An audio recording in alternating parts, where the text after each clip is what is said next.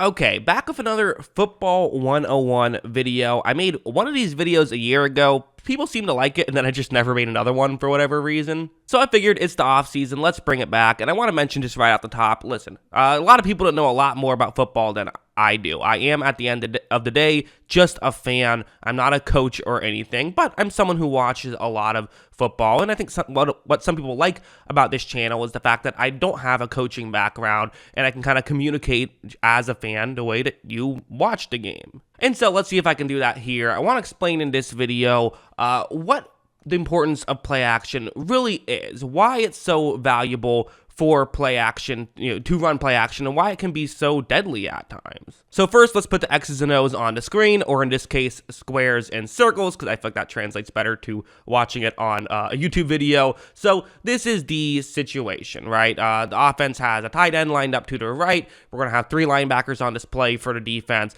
Pretty basic stuff. The defense is going to be in cover 3 zone on this play. Now, obviously, you don't know going in what the defense is going to be running, but we're just going to use this as a basic coverage for the entire video because it's a pretty good example of, I think, a coverage that teams do pretty frequently and a coverage that play action works very well against. But first, let's just kind of simplify things a little bit, right? You see this on the screen. You see how this works. Let's just, if you're someone who doesn't know that much about concepts or anything, just logically look on the screen. You can even pause the video if you want to and think, how would you design a play to try and get someone open? Where would you have your eligible receivers run? You could do something like that, right? Have one of your eligible receivers just kind of run into a gap in coverage. Doesn't have to be on the outside. Could be over the middle somewhere. Just try to get where there isn't a defender currently lined up, and it's not a defender's job to necessarily cover over there, and hopefully it can get open. Now, there's a way to defend against this, right? A defender could see that receiver and run over and step in the way, but there's a possibility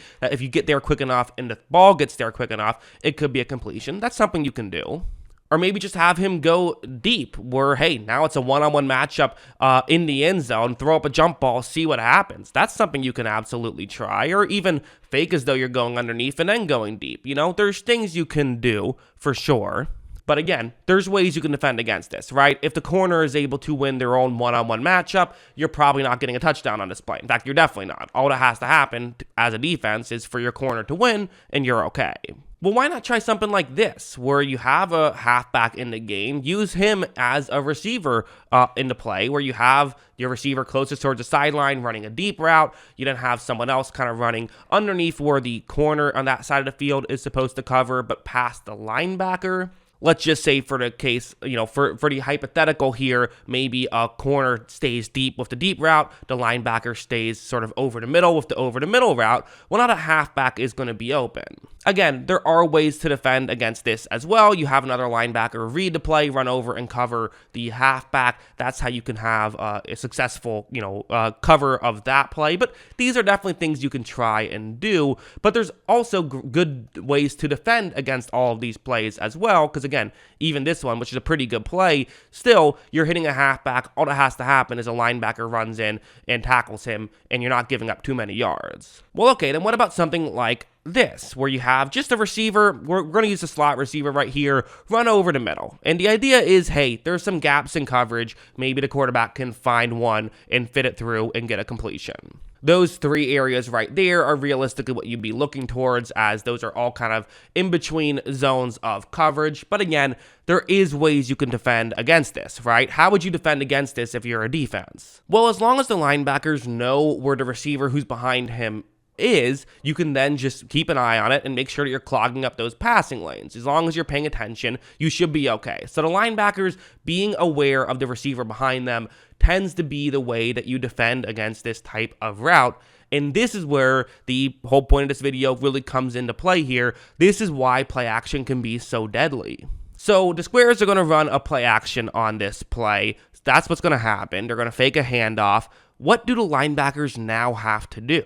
They have to run in. They have no choice. They have to run in and make sure that they don't just give up an easy run. Because if you don't respect the running game, they're going to get at least 5-6 yards every play. You have to take a step in. And if you can fool them and run a good play action, you could get them to way overcommit, meaning that those little gaps are now going to be huge gaps. And the only way that the linebackers can make sure that they're prepared and make sure they are in the passing lanes is if they're in position, but with the play action taking them out of position, it now means that you're basically almost guaranteed to have someone wide open as long as the linebackers bite hard on the play action.